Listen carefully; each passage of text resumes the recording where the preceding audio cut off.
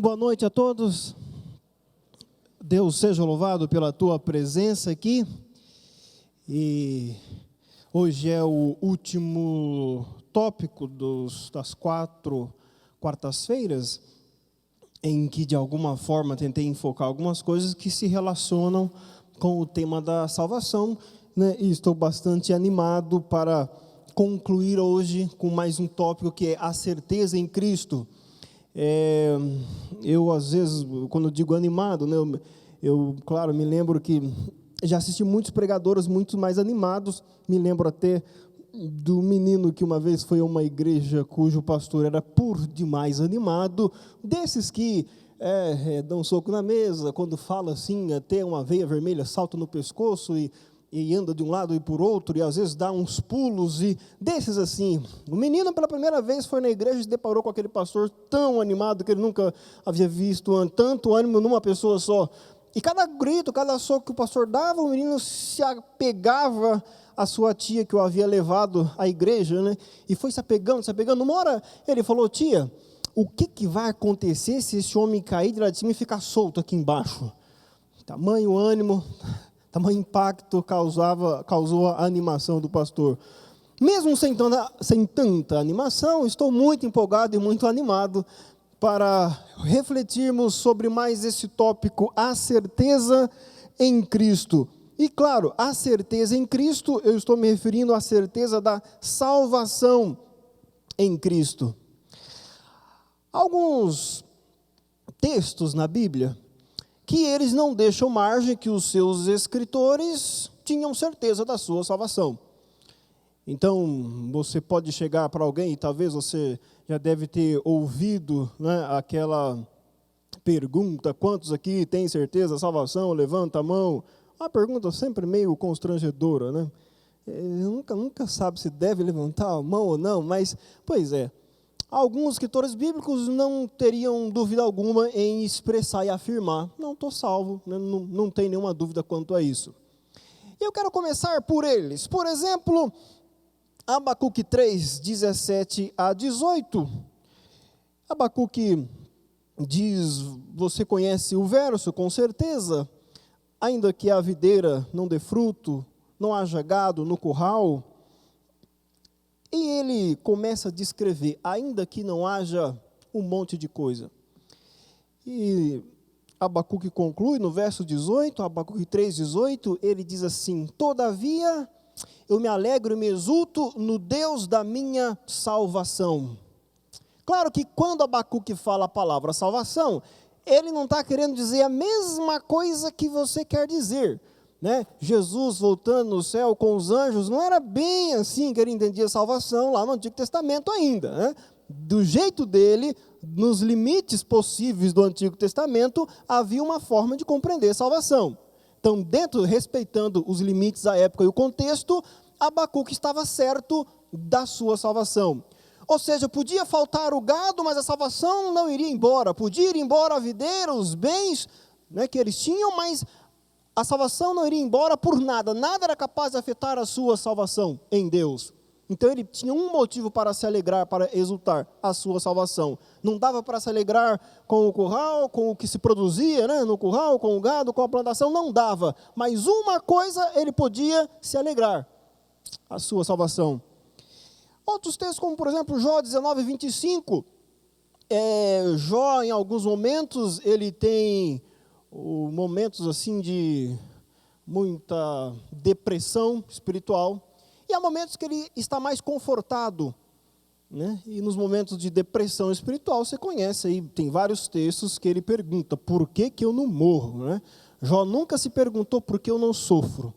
Jó apenas perguntou por que eu não morro, né? E ele dizia, né, maldito seja o dia que eu nasci, né? Amaldiçoado seja aquele que disse para minha mãe: você teve um filho, né? Por que esse dia não pula do calendário, diz Jó.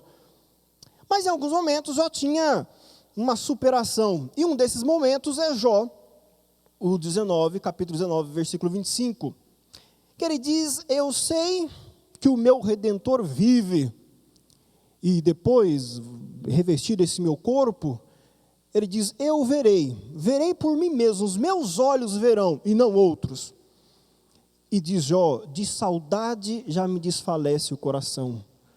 Ou seja, Jó tinha certeza de que um dia o seu corpo, que estava todo deformado, estaria completamente refeito e ele estaria diante do próprio Deus, vendo-o por si mesmo. Então, Jó tinha certeza, independente do que ele estava vivendo naquele momento, nada mudaria um fato que um dia ele veria o seu Salvador. E numa condição diferente, o Salmo 73, Salmo de Asaf, ele também conclui o Salmo, nós conhecemos mais o Salmo 23, mas o Salmo 73, Asaf faz uma lamentação. Ele vê que os ímpios se dão muito bem e os justos se dão sempre mal. E ele não entende por quê. E ele falou, olha, eu quase me desviei da fé quando eu comecei a olhar como os ímpios se dão bem. Parece que os filhos deles são mais gordos, mais fortes do que os filhos dos justos. É incrível, né? Estou aqui servindo a Deus e olha a minha situação. E finalmente, ele diz, entrei no santuário e eu vi o fim deles, eu entendi o fim deles.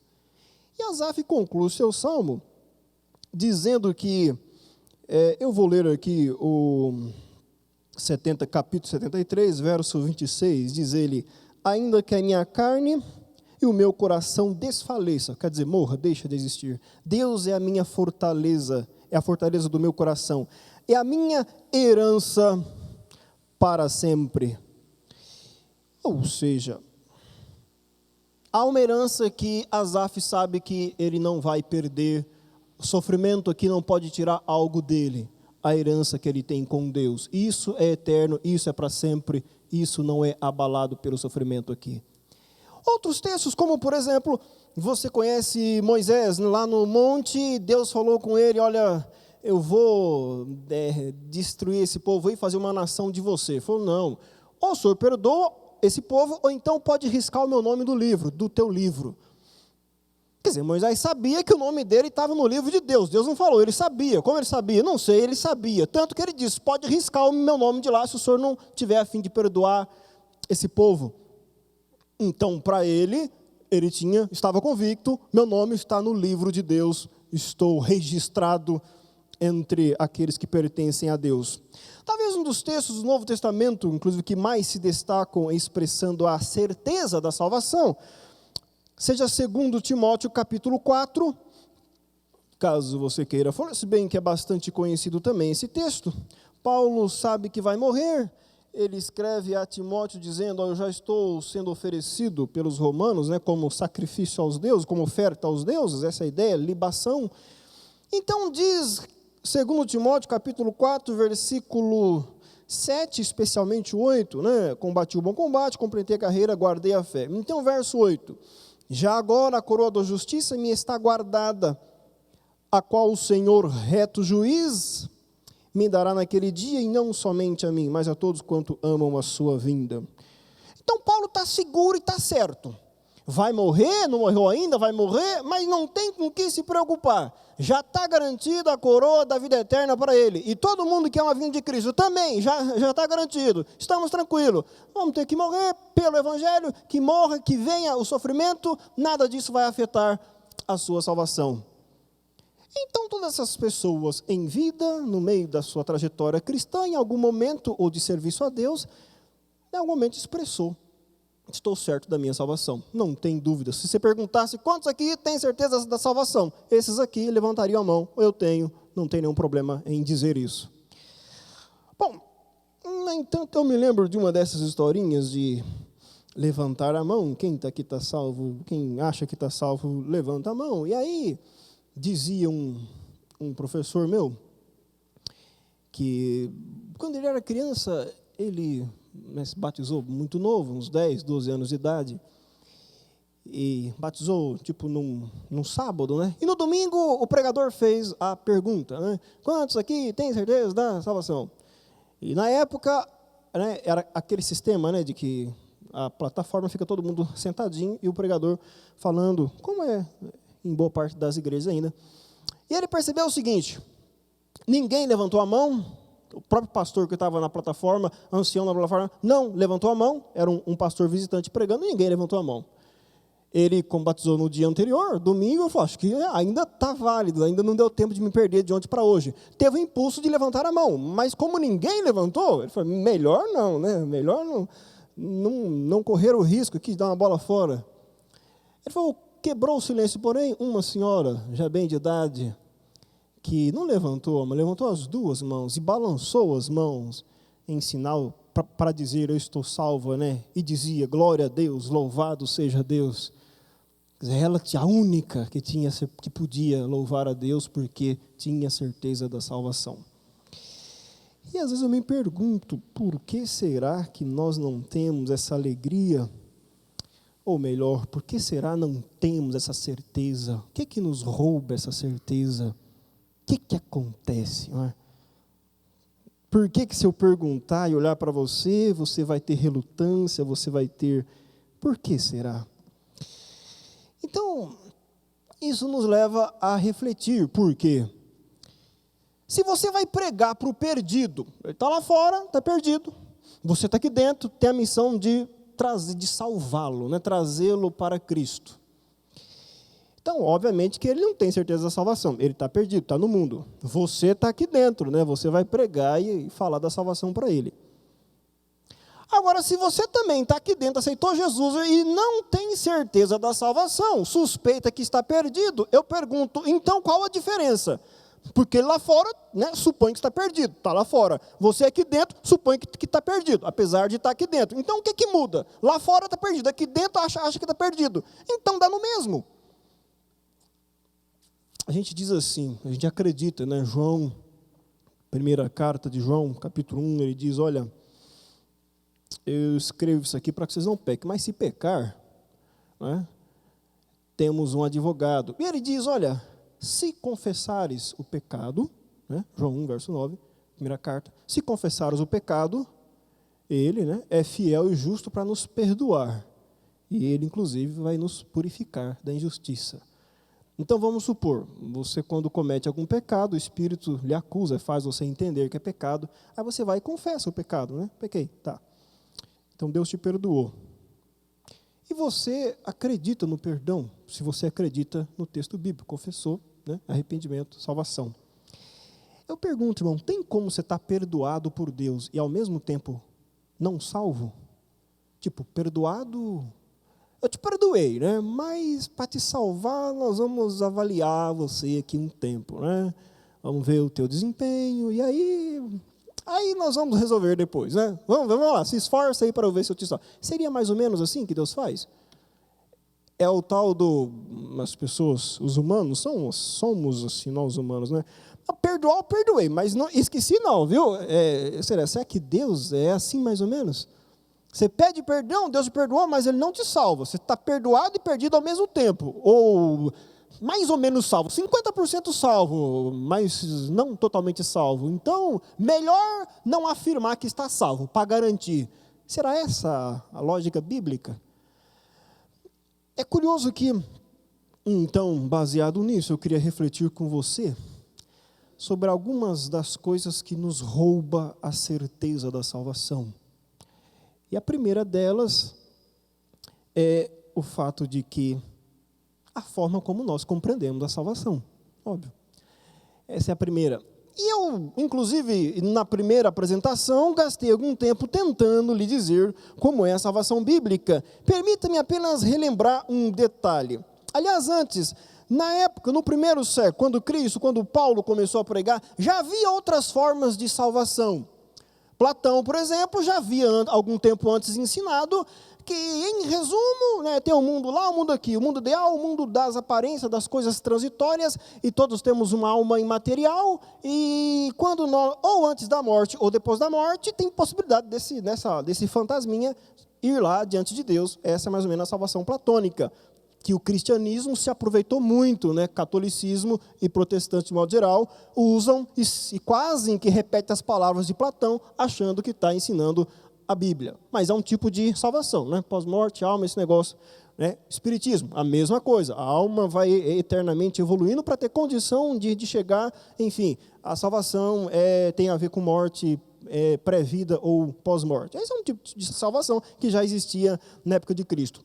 Um outro tipo, que aliás se opuseram a Paulo, quando ele pregou, eram os estoicos. Os estoicos eram assim, os saduceus, né, seguia a linha estoica, não acreditavam na ressurreição, diferente dos fariseus que aceitavam a ressurreição. Então, e Paulo uma vez se defendeu colocando um contra o outro. A ideia dos estoicos é uma salvação meio esquisita, mais ou menos assim, para resumir. O universo é um todo ordenado, né, e todas as coisas têm uma finalidade. E quando essa coisa cumpre a sua finalidade, o divino se manifesta. Deus não é um ser pessoal, é o todo, é o universo todo. Então, quando o vento venta, o vento está cumprindo a sua finalidade. Então, está aí o divino. Quando o olho enxerga, o olho está cumprindo a finalidade. Está aí o divino. E se você, como indivíduo, descobrir qual é o teu lugar no universo e cumprir a tua função, digamos que você descubra que a tua função é tocar gaita, ótimo. E você tocar gaita direitinho, aprender a tocar gaita, tá aí, o divino se manifesta. Se tua função for tocar gaita, você não pode, por exemplo, ir lá ajudar os famintos da Zâmbia. Não, é tocar gaita. Se for lá ajudar os famintos, você comprometeu a tua salvação. É tocar gaita. Aí você tocou gaita direitinho, cumpriu a finalidade tua. Perfeito. Você morre. O que acontece? A salvação é estranha, por quê? É os seus átomos que vão se reorganizar. Você vai perder consciência, vai perder memória, tudo. Mas algo em você, os seus átomos, né, que vão se reorganizar, e você vai ser alguma coisa no universo. Uma fechadura de porta, um olho de um porco, um pé de galinha. Você vai existir de alguma forma. Né? Não vai ressuscitar, nada disso, é um absurdo. Né? Mas algo de você vai, se você se esforçar direitinho, cumprir o seu propósito, você vai existir de alguma forma no universo. Era assim a salvação dos estoicos. Claro que quando o cristianismo chegou, a maioria preferiu o cristianismo, e o cristianismo engoliu o estoicismo. Ele ficou perdido na história, chamados apenas como pagãos. Pagãos é a salvação estoica, basicamente. Bom, nós também podemos confundir a salvação. Eu só quero relembrar esse ponto, ou o ponto essencial, porque essa é uma das causas, a meu ver, que nos rouba a certeza da salvação. Um texto bíblico e depois um de Ellen G. White, que já está ali, inclusive. Efésios 2:8. Por que é fundamental? Esse verso resume como é que você é salvo, irmão. Efésios 2:8. Pela graça sois salvos, mediante a fé, e isso não vem de vós, é dom de Deus, e não é pelas obras, para que ninguém se glorie. Um texto de Ellen G. White, se você puder, eu não sei se dá para, esse texto fica maior, o primeiro ali, a página 61, Caminho a Cristo, página 61, né? Está na minha esquerda aqui, esse aí, muito bem, é que eu vejo dois aqui. Então, diz Ellen G. White, não ganhamos a salvação por nossa obediência, pois a salvação é dom gratuito de Deus, e que obtemos pela fé. E aqui eu quero que você preste bem, né, abra teus ouvidos para o que eu vou dizer. Ellen White está afirmando o texto bíblico. Salvação é pela graça por meio da fé. E o resto? Bom, o resto é muito importante, mas não causa a tua salvação. Como é que você é salvo? Pela graça através da fé. Você recebe a graça pela fé. Então, toda vez que você ouvir alguém citando trechos do Conselho sobre Regime Alimentar, por exemplo, dando a entender que a salvação é causada pelo modo, pela intensidade que você pratica os princípios do Conselho sobre Regime Alimentar, essa pessoa não entendeu o que própria Ellen White falou. Isso não serve para causar salvação. É muito útil, é muito importante, é legal demais, mas não é para te salvar. Momento em que você colocar outra coisa como causa de salvação, além da graça, pronto. Você atrapalhou tua própria experiência da salvação. Ou seja, o que quer que aconteça na vida cristã tem que ser resultado da salvação. A causa, a graça. O resto é o resultado. O crescimento espiritual é o resultado. Minha transformação é o resultado. Né? Quando você botar qualquer coisa no lugar como causa, junto com a graça, uma das consequências é você nunca vai ter certeza. Por quê? Porque você nunca sabe se já praticou bastante para conseguir os pontos necessários para se salvar. Né? Ou você pode ficar muito orgulhoso, né? Nossa, né? Estou praticando mais do que todo mundo. Todo mundo, aquele come chocolate, aquele come não sei o quê, aquele faz aquilo outro. E eu nada disso. Olha, estou lá em cima, estou no topo. Sou rico e abastado, de nada tenho falta. Não, tem sim. Para começar, você tem que compreender a salvação. Então, qualquer coisa além da graça como causa de salvação, comprometeu. Você nunca vai ter certeza da salvação. Ou uma falsa certeza, vai estar se apoiando em algo que não salva. Primeira coisa que nos rouba a salvação, portanto, é a má compreensão. Você põe a santificação no lugar da graça. Pronto, você está pegando algo bíblico e usando de um modo que não pode usar, que não deveria usar. É engraçado que a própria lei, diz Paulo em Gálatas 2,16, ninguém é justificado ou aceito por Deus por praticar as obras da lei. A lei é boa, é santa, justa, boa, é um monte de coisa, mas não é para te salvar, não é para te tornar justo diante de Deus. A função é outra. Se você não entendeu isso, então você não entendeu nem a lei e nem a salvação. Então, esse é um ponto. A salvação é causada pela graça, não por aquilo que você faz. E o que eu faço? Eu tenho outras funções, não é o meu tópico agora. Estou falando do que causa a salvação. Se você mudar, botar outra coisa como salvação, como salvador, além da graça de Cristo, além da morte dele na cruz e tua fé, você não está vivendo a salvação bíblica. Pode ser platônica, estoica, o que for, mas não bíblica. Mas há um outro ponto, um outro elemento que também nos rouba a certeza da salvação. O primeiro é a má compreensão da própria salvação. Há um segundo, que é uma má compreensão do que significa pecado. E esse é um ponto muito fundamental. Se eu perguntar para você o que é pecado, muito provavelmente 83,4% vai me dizer: pecado é a transgressão da lei. É verdade, não está errado não. Mas essa é uma entre muitas outras definições de pecado. Por exemplo, Tiago 4,17 diz: 4,17 diz: aquele que sabe que deve fazer o bem e não faz, nisto está pecando. Romanos 10 diz: tudo que não provém de fé é pecado. O salmista disse: olha, Salmo 19, quem é que pode discernir as próprias faltas? Então ele ora: absolva-me das que me são ocultas. Pecado pode ser por ausência de fazer o bem, pecado pode ser por fazer fora da confiança em Deus. Era certo, mas faltou a fé. Pecado pode ser algo que nem você ainda discerniu como pecado, nem por isso ele deixa de ser pecado, é oculto. E Salmo 51,5, Davi diz assim: olha, eu nasci em pecado. Então, e Jesus, em Mateus 7, distingue também, pecado, diz ele, vem do coração. Do coração vem adultério, assassínios, etc, do coração.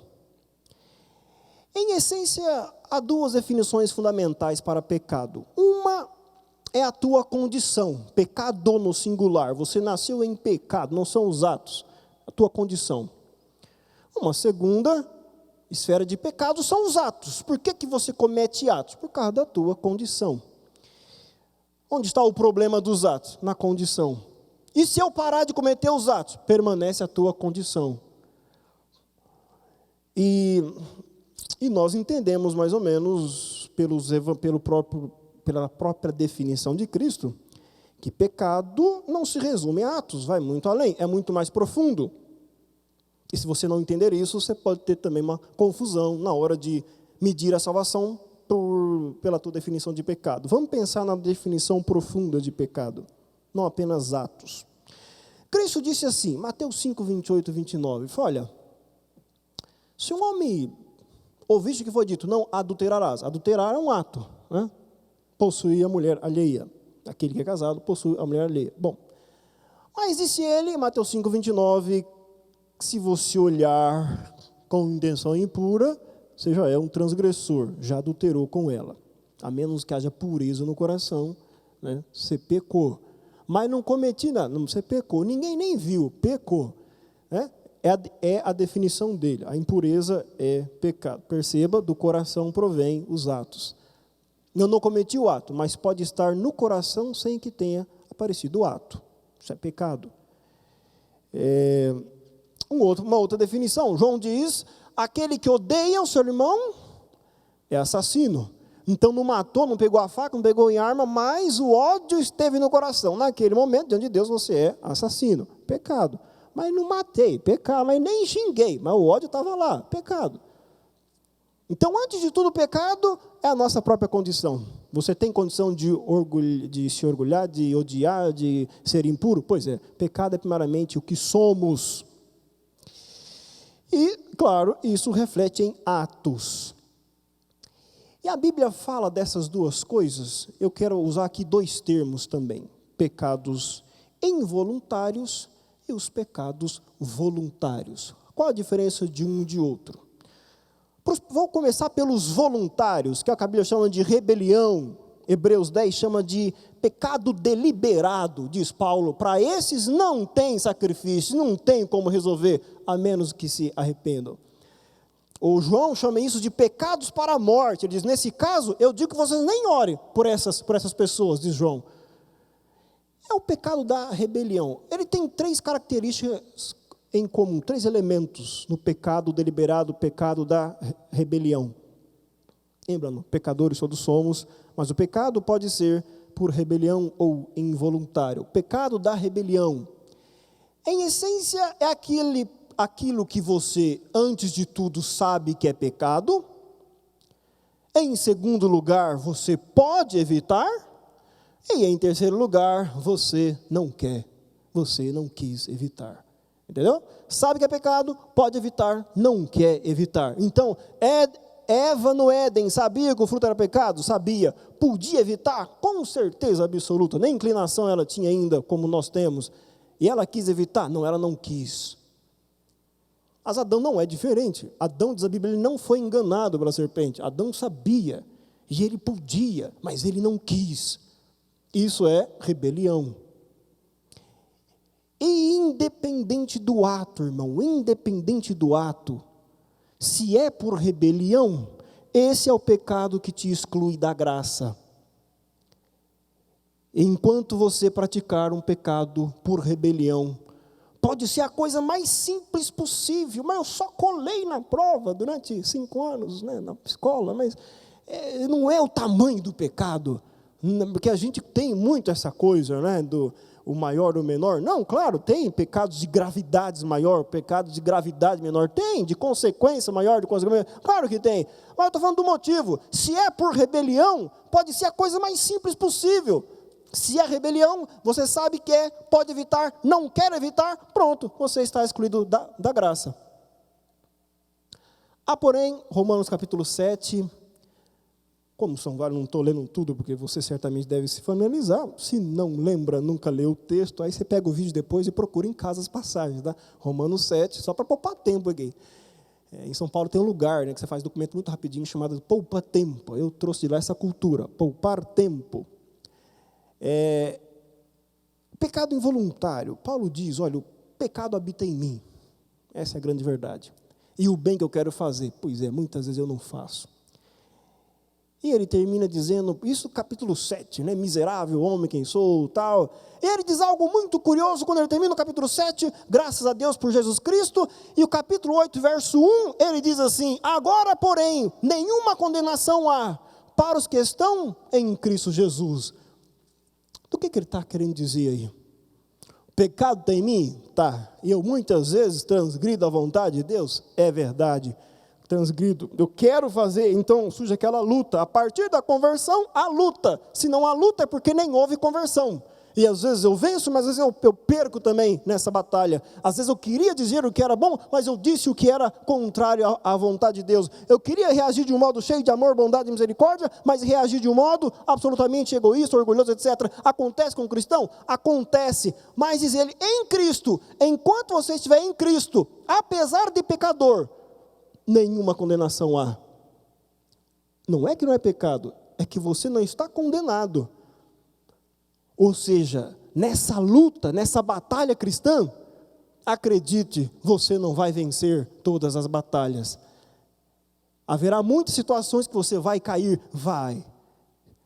No entanto, enquanto você permanecer em Cristo e avançando de fé em fé, de glória em glória, né, batalha após batalha, por amor e pelo poder de Cristo, você não está condenado, mesmo sendo pecador. Esse é o pecado involuntário, é o que João diz. Antes de dizer do pecado para a morte, ele fala, olha, se alguém disser que não tem pecado, está chamando Deus de mentiroso e está enganando a si mesmo. Não vem com essa história aqui que não pecou. Ah, mas eu não fiz ato, pecou do mesmo jeito. Para esses pecados involuntários, mas se você for honesto, você sabe que você comete e todos os dias, em Cristo, você não está condenado. Há perdão, há salvação, a todo momento para você. Então veja, a tua percepção de pecado é fundamental para você ter ou não certeza da salvação. Se você primeiro define pecado como atos, é um problema. Você pode ter pecado sem ter cometido atos. Mas se você não distinguir pecado deliberado do pecado involuntário, então você também, a qualquer mínima falha, você vai ter a sensação, nossa, eu estou perdido. Se eu morro agora, falei que não devia. E se eu morro agora, eu estou perdido. Bom, não é assim que funciona biblicamente. Há uma diferença entre rebelião e o pecado daquele que está crescendo na graça. E veja, quando a gente fala assim, né, pessoa, eu acabei de dar o exemplo aqui, permita-me dar 2 exemplos, um mais masculino, o outro, teoricamente, mais feminino, antes de concluir. Para você não achar que, né, só para você entender bem o que eu quero dizer, o pecado está dentro de nós.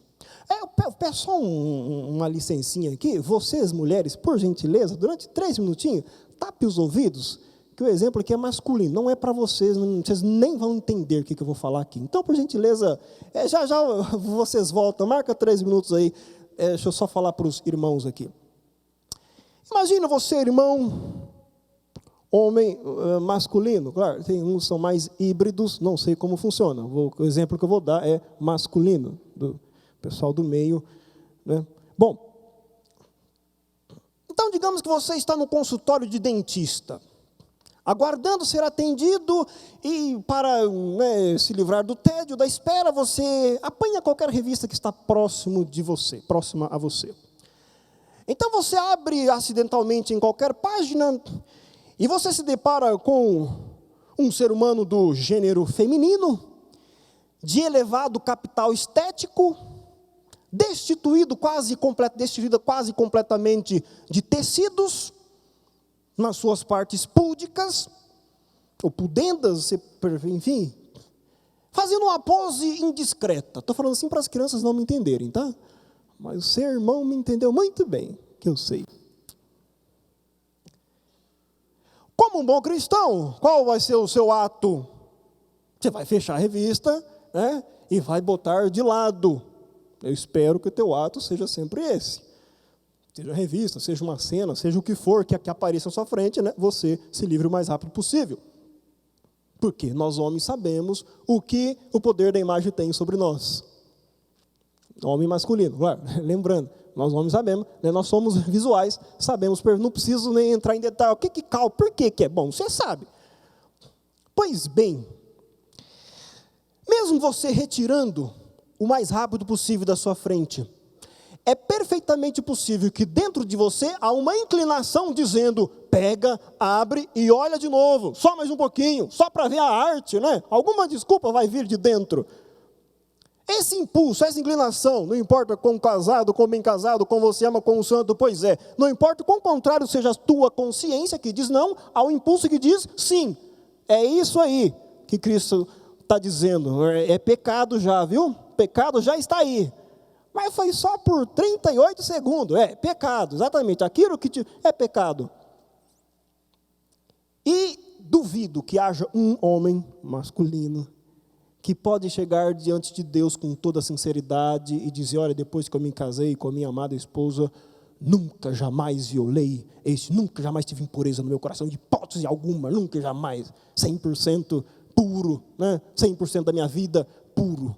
Diante de Deus, não acredito que haja alguém, ou seja, Você transgrediu. E, na verdade, cada um dos 10 mandamentos, se eu der exemplo, todos nós violamos o princípio. Eu falei do ódio, né? João fala do ódio, que eu odeio é assassino. Quem dentre vocês é capaz diante de Deus? Fala, desde que me batizei, nunca jamais tive uma gota de ódio. Nunca jamais. Sou incapaz de odiar. Pois é, naquele momento que você odiou diante de Deus, você foi assassino.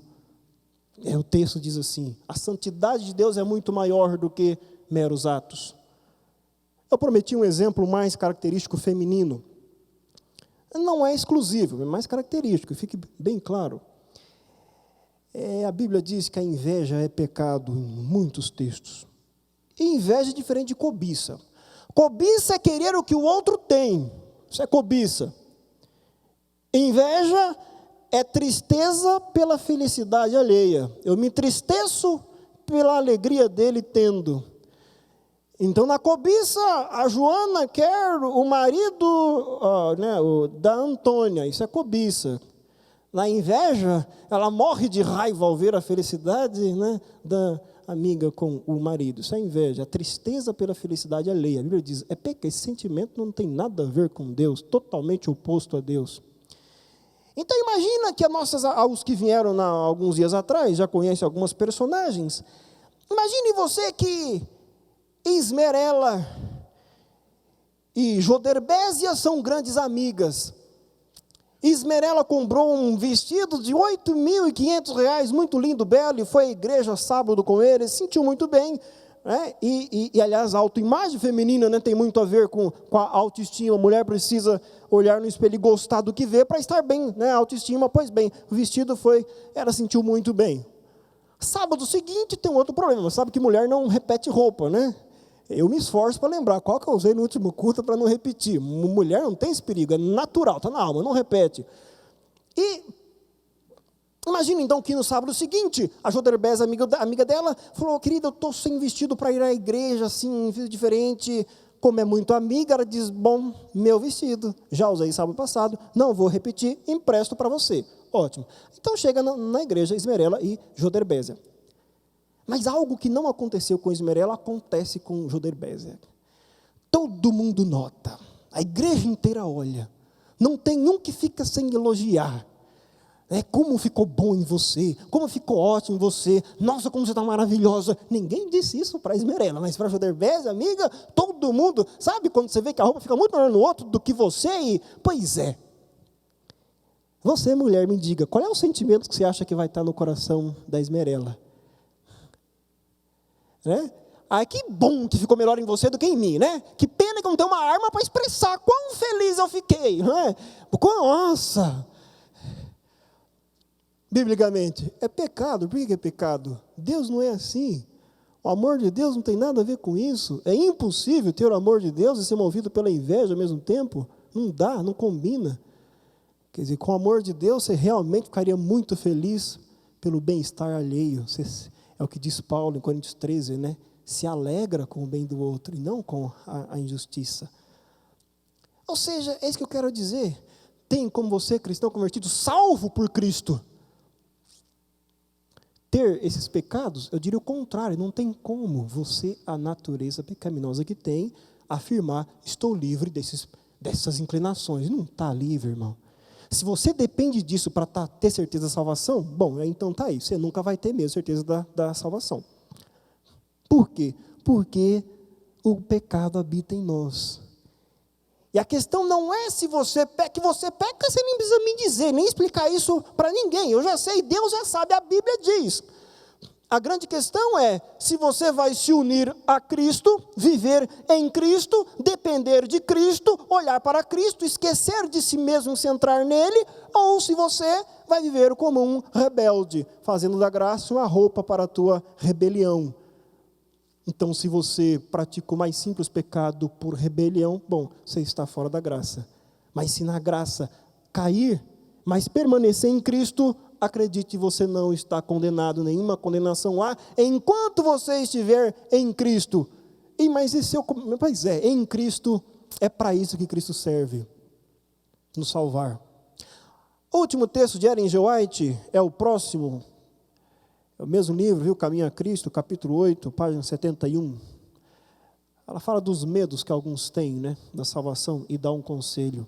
Diz assim: muitos que são realmente conscienciosos e que desejam viver para Deus, são muitas vezes levados por ele, esse ele, está na linha anterior, se refere a Satanás, são levados por Satanás, a demorar o pensamento em suas próprias faltas e fraquezas. Deixa eu ficar um pouco mais perto aqui.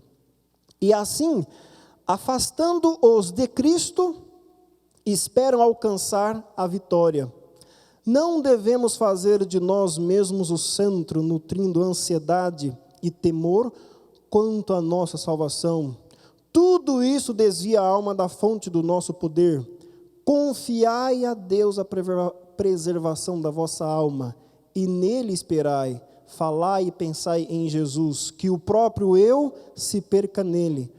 Ponde de parte a dúvida, despedi, quer dizer, mandar embora vossos temores. Entendeu o texto? Na tua casa você procura e lê isso com calma de novo. O que ele está dizendo? Não, manda o medo embora.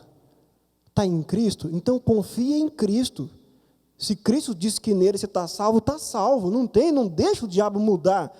Quando você começa a olhar, mas eu estou bom, eu não estou, eu já fiz, eu não fiz, quanto que eu já progredi, você está olhando para você mesmo, o centro é você, não é você. Olha para Cristo, claro que você não vale muita coisa, né? Olha para Cristo, Ele vale tudo. Talvez eu poderia acrescentar um terceiro, um quarto, um quinto pontos, né? Talvez um terceiro ponto seria a má compreensão da profundidade do amor de Deus. Um menino uma vez chegou em casa, jogou a bolsa escolar sobre o sofá e berrou para a mãe assim, falou: mãe, eu não quero que você nunca mais me leve à escola. A mãe que estava na cozinha tomou um susto, falou: nossa, que bicho te mordeu? Falou: pois é. Emburrou e ficou lá. Falou: olha, eu vou para a escola, volto, faço meu trabalho direitinho, mas não me leve à escola mais, eu não quero mais que você me leve à escola. Bom, claro que a mãe largou o que estava fazendo, quis entender o que se passava, né? Depois de muito insistir, o menino diminuiu um pouco o bico.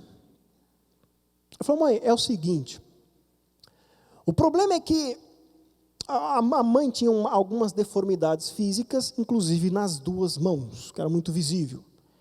Então ele falou: o problema é que quando a gente está chegando na escola, por causa das tuas mãos, os meus amigos começam a rir de mim, e eu tenho um monte de apelido por causa das tuas mãos. E a gente está chegando na escola, eu já vejo que eles começam a cochichar um com o outro, e eu suporto o dia inteiro deboche, risos, né, sarro, por causa de você. Então eu queria que você não me levasse à escola, me deixasse ir sozinho.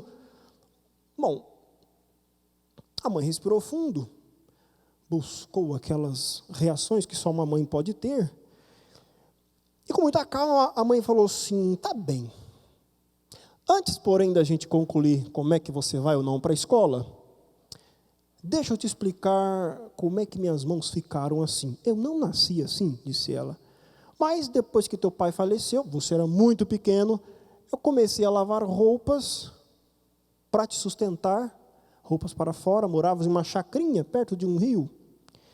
E um dia eu estava no rio lavando roupas, eu olhei para a nossa casinha de madeira a uma certa distância, e não sei porquê nem como, mas pegou fogo. E as chamas, a fumaça estava subindo, e quando finalmente eu cheguei, larguei tudo, roupa, sabão, água, levou um monte de coisa embora, e quando eu cheguei na nossa casa, até a porta estava toda tomada de fogo, então, mas você gritava lá dentro, não deu nem tempo para eu pensar. Eu peguei a porta incendiada e forcei até ela cair. E aí eu cheguei até você no berço, enrolei com um lençol mais rápido que eu pude, mas muita fumaça, eu demorava a sair. Então as madeiras incendiadas caíam sobre nós, e eu tinha que uma mão te segurar, com outra pegar no que quer que fosse incendiado e tirar da frente. Demorei muito para sair, mas consegui. Salvei você, mas minhas mãos ficaram assim para sempre. Então diz a história com o menino, a essa altura já com lágrimas nos olhos, beijou as duas mãos de sua mãe e disse: mãe, você tem as mãos mais lindas deste universo. O que mudou? Ele entendeu o amor da mãe. que às vezes falta para nós termos certeza, entender o que aconteceu na cruz de fato? Né? Ou seja, eu tenho que guardar o sábado, tem por quê? Para celebrar o que ele fez na cruz por mim. Eu tenho que ver uma vida em harmonia com ele, tem, porque eu sou muito grato ao que ele fez por mim. E se ele me salvou, se ele te salvou, se você realmente tem fé no Cristo bíblico, no Cristo da cruz, então, a próxima vez que o mundo, o diabo, quem for perguntassem, tem certeza da tua salvação? Levanta a mão. Então levante a tua mão, dê glória a Deus e se alegre no Deus da tua salvação. Que Deus te abençoe. Amém.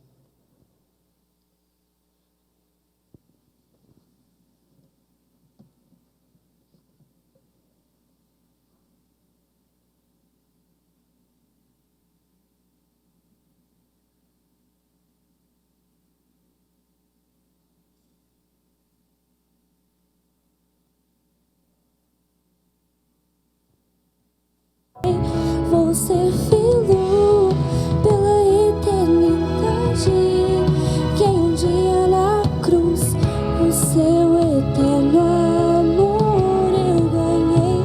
Tu és santo.